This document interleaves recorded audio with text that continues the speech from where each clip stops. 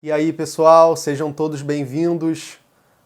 O Schiller ele vai ser profundamente marcado pela obra do Kant sobre estética, né? Pela terceira crítica, que eu já trouxe aqui no canal, vou colocar um card aqui para você poder conferir. E ele vai pensar justamente como que as ideias kantianas a respeito do belo e do sublime vão se aplicar à arte, né?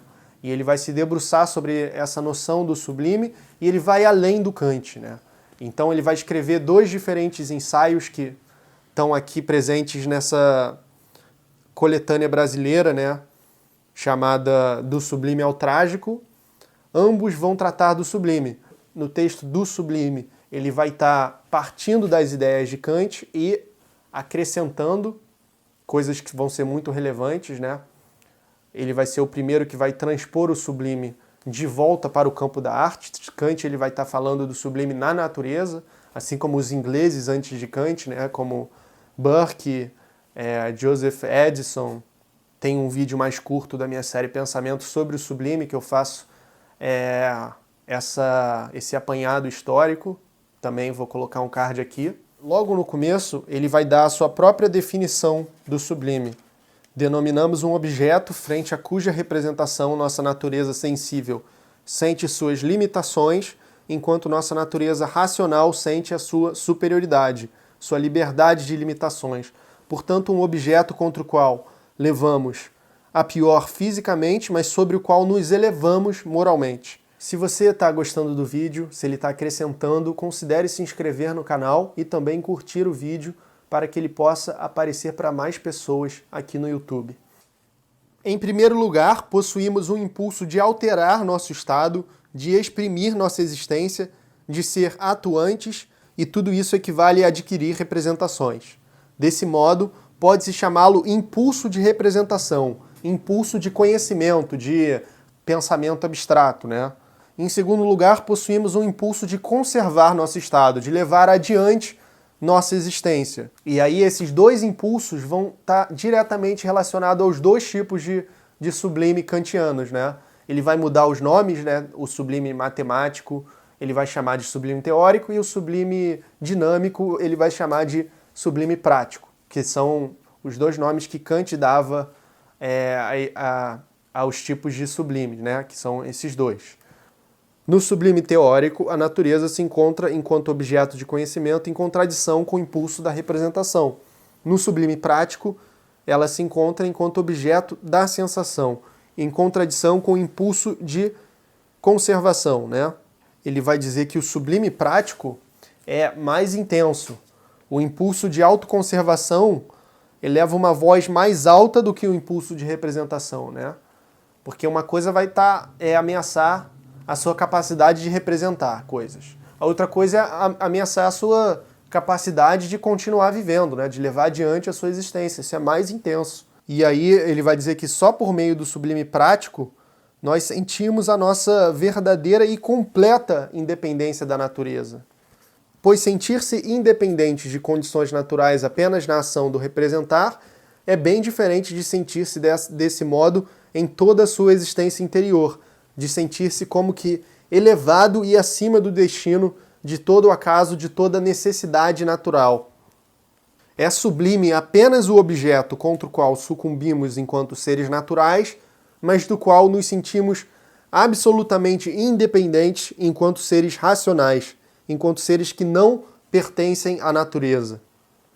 Ele vai dizer, é preciso estar em segurança para o ajuizamento estético do sublime se manifestar.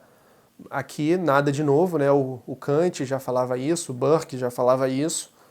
Você não pode estar correndo um perigo de verdade, senão não tem espaço para o ajuizamento estético, né? A sua vida está correndo perigo, você vai pensar em outra coisa, vai pensar em se salvar. Mas ele vai dizer, ele vai acrescentar que há um duplo fundamento para essa segurança. Não é só uma segurança física. Tem coisas na vida que não adianta você ter segurança física porque eventualmente você vai perecer, como a morte é o melhor exemplo. Qual seria a outra parte da segurança, né? Justamente a segurança interna, justamente aquilo que é exclusivo do ser humano, né? Que tá, assim como ele sabe que vai morrer, ele também é o ser que quer, o ser que tem a sua vontade Então ele pode vencer mesmo perdendo, né? Ele pode dar a sua perspectiva para aquilo, ele pode se preparar para a morte, se refugiar na sua interioridade, né? Ele pode anular conceitualmente a morte, né? O sublime é, desse modo, o efeito de 3 representações consecutivas. Primeiro, a representação de um poder físico objetivo. Segundo, a representação da nossa impotência física subjetiva. Terceiro, a representação de nossa supremacia moral subjetiva. Agora a gente vai entrar no que o Schiller acrescenta de novo, que é uma divisão do sublime prático em 2, que ele vai dizer que existe o sublime contemplativo e o sublime patético. Isso dentro do sublime prático, que é o da natureza como poder, né? Ameaça ao seu impulso de autoconservação. Então, vamos ver primeiro o que é o sublime contemplativo, né? É aquilo, né? A representação estando em segurança de um perigo. Por exemplo, você na praia observando o mar em tempestade, você imagina aquele mar causando o seu fim, né? Você sucumbindo àquele poder da natureza, né? Muito desproporcional ao seu. Ele dá exemplos como um abismo que se abre a nossos pés, um temporal, um vulcão em chamas, um rochedo que pende sobre nós como se quisesse a qualquer momento despencar, uma tempestade no mar, um vento gélido da região polar, um verão da zona quente, um animal feroz ou venenoso, uma inundação, etc. Muitos exemplos, né? Ele vai dizer que a fantasia é fundamental, então, para o sublime contemplativo, né? É a palavra-chave para ele. É você que cria diante de um fenômeno da natureza. E ele dá exemplos também do culto, por exemplo, né? Qualquer culto, o silenciar de toda uma congregação reunida é um meio muito eficiente de impulsionar a fantasia e pôr ânimo em uma disposição solene, né? Ele também fala do indeterminado, né? Que é um ingrediente do terrível, né? Algo que você não conhece tanto. Tudo que está velado, tudo que é o misterioso, tudo que é misterioso contribui para o terrível e é, portanto, capaz do sublime. Ele fala da inscrição que se lia sobre o templo de Ísis em Sais, no Egito, que o Kant também fala sobre na Crítica da Faculdade de Julgar, e que ele diz que é a frase mais sublime que você pode encontrar, e que é a seguinte: eu sou tudo o que é, o que foi e o que será. Nenhum mortal suspendeu o meu véu. É realmente bastante sublime, né? Eu acho que ela crava isso com uma precisão enorme, né? Tudo isso que a gente veio discutindo até aqui. Vamos agora para o sublime patético, que é a grande contribuição do Schiller nesse ensaio, que vai justamente culminar na transposição do sublime da natureza de volta para a arte, onde ele originalmente nasceu. O sofrimento efetivo não permite nenhum juízo estético, pois suspende a liberdade de espírito. O sofrimento só pode se tornar estético e despertar um sentimento do sublime quando é mera ilusão ou criação poética, ou, caso tivesse ocorrido na realidade, quando é representado não de modo imediato para os sentidos, mas antes para a faculdade da imaginação. E aí o Schiller vai dizer: a representação do sofrimento alheio é o melhor exemplo do sublime patético, e isso se encontra de modo mais intenso na tragédia. Como eu disse, né, tem um herói trágico que ele vai sofrer, ele pode ser esmagado por fora, mas por dentro ele pode levar melhor, ele pode anular conceitualmente a morte, né? O patético só será sublime por meio da consciência de nossa liberdade moral e não de nossa liberdade física. O sofrimento eleva o nosso ânimo e se torna sublime de modo patético, não porque nos vemos subtraídos a esse sofrimento graças à nossa boa habilidade, pois então teríamos ainda um péssimo fiador para a nossa segurança, mas antes porque sentimos o nosso eu moral subtraído à causalidade desse sofrimento. O fato de podermos passar por cima de uma perda por direito tão sensível para nós, enquanto seres sensíveis, comprova uma faculdade em nós que age segundo leis completamente diferentes daquelas da faculdade sensível e que não possui nada em comum com o impulso natural. Sublime é tudo o que traz a consciência, essa faculdade em nós. Agora vamos fazer a passagem para a arte trágica. Para o sublime patético, são exigidas assim duas condições primordiais. Em primeiro lugar, uma representação vivaz do sofrimento, de modo a despertar o afeto compassivo com intensidade apropriada. Em segundo lugar, uma representação da resistência contra o sofrimento, de modo a chamar a consciência à liberdade interna do ânimo. Somente por meio da primeira o objeto se torna patético. Apenas por meio da segunda se torna o patético também sublime. Deste princípio seguem as duas leis fundamentais de toda a arte trágica.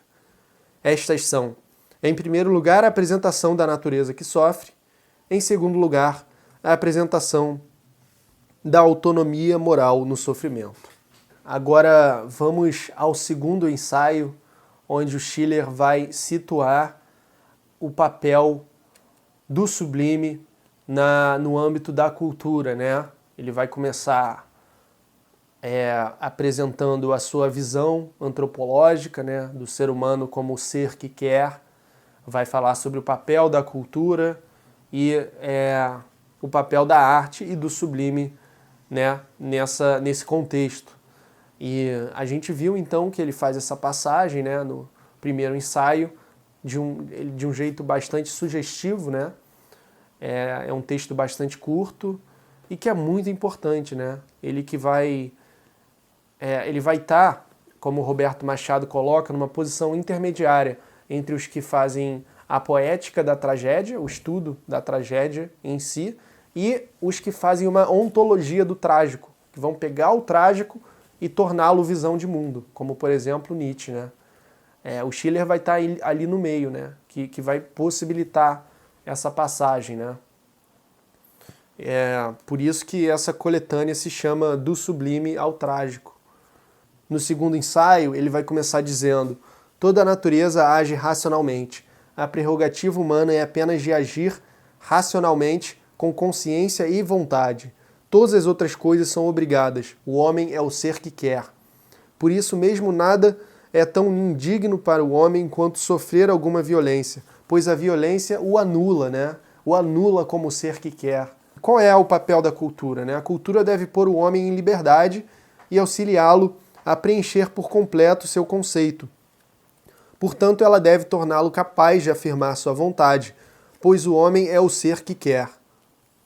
Caso não possa mais opor às forças físicas nenhuma força física adequada, não lhe resta nenhuma outra alternativa para não sofrer violência alguma, senão anular inteiramente uma relação que lhe é tão desvantajosa e aniquilar no conceito uma violência que é obrigado a sofrer na realidade. Aniquilar uma violência a partir do seu conceito não significa, porém, nada mais do que se submeter a ela voluntariamente. Você torna isso a sua ideia antes daquilo ser uma oposição à sua liberdade, né? Antes daquilo te anular como ser que quer, você fala, não, eu quero, é isso, né?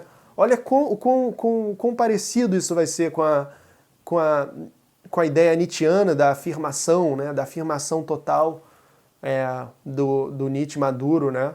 O sublime cria para nós, portanto, uma saída do mundo sensível no qual o belo gostaria de nos manter sempre presos. Muitas vezes basta uma única emoção sublime para rasgar essa teia do engano, para devolver de uma vez ao espírito acorrentado toda a sua elasticidade, para oferecer a ele uma revelação sobre sua verdadeira destinação e tornar necessário, pelo menos naquele momento, o sentimento de sua dignidade. O sublime como o belo foi partilhado por toda a natureza com profusão, e a capacidade de senti-lo se encontra em todos os seres humanos. Mas a semente dessa capacidade se desenvolve de modo desigual e precisa ser auxiliada pela arte. Então aqui o Schiller vai para o papel da arte, que é a de preparar o ser humano para o conhecimento dessa sua destinação superior, desse seu caráter moral e elevado, né, que o eleva com relação à necessidade e à opressão das forças e dos poderes naturais, né? Então a arte, ela é uma auxiliadora nisso, né? A grandeza relativa fora dele é o espelho em que ele avista o absolutamente grande dentro de si. Essa grandeza relativa fora dele é o espelho em que ele avista o absolutamente grande dentro de si. Isso é fantástico, né? Olha a diferença, né, de um filósofo poeta para um filósofo metódico como o Kant, né? Com um texto totalmente impessoal e esses dois textos aqui dotados de uma intrigante personalidade, né? O patético é uma infelicidade artificial que nos põe, assim como o infortúnio verdadeiro, em uma relação imediata com a lei espiritual que reina em nosso peito. E ele vai dizer o seguinte, ó: caso o infortúnio artificial e imaginado dê lugar a um infortúnio sério, estará em condições de lidar com ele como se fosse artificial e dissolver o sofrimento real em uma emoção sublime. Então é exatamente isso, né? Você, mediante a representação do sublime pelo patético, pela representação de um sofrimento falso, né, ilusório, fantasioso, você se prepara para lidar com os potenciais sofrimentos verdadeiros. E se você tiver cultivado isso, Schiller vai dizer, no momento que você for arrebatado por um sofrimento real, você vai ser capaz de transformá-lo em uma emoção sublime. A capacidade de sentir o sublime é, assim, uma das mais esplêndidas aptidões da natureza humana, que merece tanto a nossa atenção por sua origem na faculdade autônoma do pensamento e da vontade, quanto mais perfeito desenvolvimento por sua influência sobre o homem moral. A arte trágica, então, fortalece o homem espiritualmente, né? Essa pode ser uma grande conclusão do ensaio sobre o sublime, né? Sem o belo, existiria uma luta ininterrupta entre a nossa destinação natural e a nossa destinação racional. Sem o sublime, a beleza nos faria esquecer a nossa dignidade. Apenas quando o sublime se conjuga ao belo e quando formamos a nossa receptividade para ambos na mesma medida, somos cidadãos perfeitos da natureza, sem com isso nos tornarmos seus escravos e sem abrir mão de nossa cidadania no mundo inteligível. Olha só a relação que isso tem com o apolíneo e o dionisíaco do Nietzsche, né? É uma coisa impressionante, porque ele vai dizer exatamente isso no Nascimento da Tragédia, à sua maneira, né? Tem esse lado destruidor, terrível, essa verdade crua e arrebatadora, caótica, informe da natureza, que é o dionisíaco, e tem a cobertura apolínea, né? Que a poesia homérica, enfim, os mitos, os deuses olímpicos, né, que vão entrar aí como uma forma de embelezamento para convencer os gregos, né, conscientes do dionisíaco de que a vida é boa, enfim, pode ser boa. E o Nietzsche vai dizer, a Grécia era uma civilização esplêndida justamente por ter esses dois aspectos em harmonia. E aqui o Schiller está dizendo, antes disso, que o belo e o sublime precisam estar em harmonia, né? O belo e o sublime são basicamente as sementes do apolíneo e o dionisíaco, né? Não tem como não perceber isso como algo que faz bastante sentido, né? Uma possível inspiração schilleriana aí pro Nietzsche, né? Para o primeiro Nietzsche, do Nascimento da Tragédia. Como, porém, toda a magia do sublime e do belo se encontra na aparência e não no conteúdo, a arte possui todas as vantagens da natureza sem partilhar de seus grilhões. A gente encerra aqui esse vídeo. Foram 2 ensaios do Schiller sobre o sublime. Existem outros ensaios, tem ensaios sobre o patético e tem outras obras do Schiller, né? Tem as cartas sobre a educação estética do homem, que vai ser muito importante também. Tem as suas obras teatrais, né? Como essa aqui, Maria Stuart, que foi realizada após o contato do Schiller com a filosofia, né? Após o período em que o seu ateliê filosófico esteve aberto, como ele dizia. E vão ser as obras mais aclamadas dele, que ele vai fazer depois disso, né? A Maria Stuart, o Guilherme Tell, né? E isso é muito legal, estudar também esse estatuto do Schiller como um artista filósofo, né? Como um grande artista que também tinha um profundo espírito voltado para a filosofia, né? Muito obrigado por conferir esse vídeo, por conhecer o Schiller e até o próximo vídeo.